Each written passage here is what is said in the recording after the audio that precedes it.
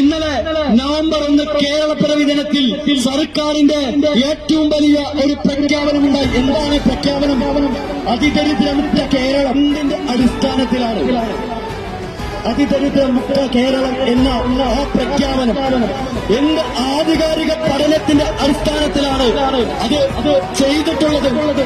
അതിനുത്തരം പറയേണ്ടത് ഈ വാർഡിലെ മെമ്പറും അദ്ദേഹത്തിന്റെ പാർട്ടിയുമാണെന്ന് പറയാൻ ആഗ്രഹിക്കുകയാണ്. ഞാൻ വെല്ലുവിളിക്കുകയാണ്.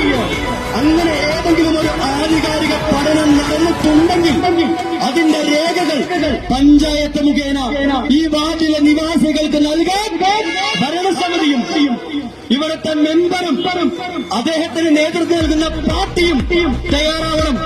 അങ്ങനെ ഈ വെല്ലുവിളി ഏറ്റെടുത്തുകൊണ്ട് തയ്യാറാവുന്നുണ്ടെങ്കിൽ നിങ്ങൾ പത്രസമ്മേളനം വിളിച്ച് പറയാൻ തയ്യാറാവണം.